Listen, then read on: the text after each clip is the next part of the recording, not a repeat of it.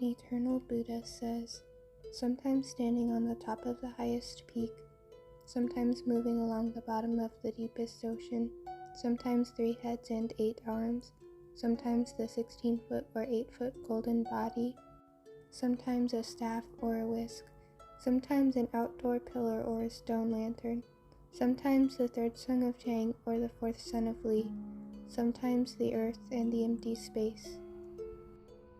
In the Shobogenzo, Dogen interprets this in the fascicle Uji as moments in which we go directly into the mountains and look out across 1,000 or 10,000 peaks.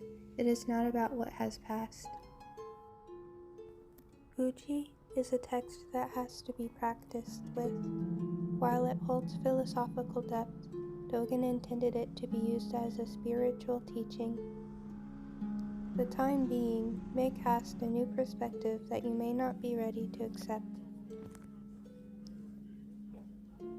Sometimes our unique individual moments, things, or events called Dharma positions.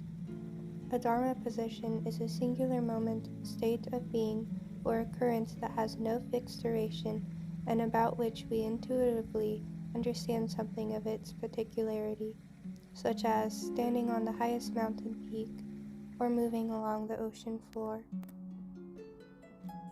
Furthermore, to clarify the term Uji, U means existence and Ji means time. When combined, Uji refers to existence time.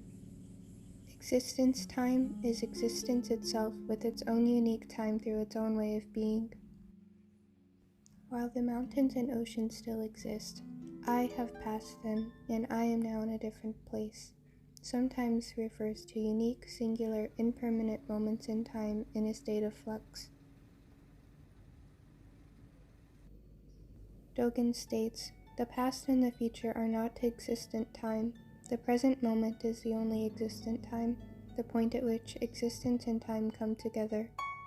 Zen teaches that the ultimate nature of time exists outside of its observer in a primordial mode of reality. Therefore, the self simply moves from one present moment to another. Through practicing Zazen, the concept of I dissolves as the entity producing thoughts, but rather as secretions of the brain. My brain fulfills its purpose as an organ, but those thoughts are not evidence of a composite person. Consequently, the existence of the self is constantly changing, concluding that our true state of being is one of no self. In conclusion, according to Dogen, our conventional understanding of time is separate from the true nature of time, which is why we suffer. Time and being are but 2 aspects of the same thing, in constant flux, asserting that nothing has a sustained ego essence. For this reason, anything having existence is bound to time. Everything which exists cannot exist independent of time. Overall, this concludes that there is no composite person existing independent of the flow of time, but a continuous flow of ever-changing moments comprised of a time that I existed in.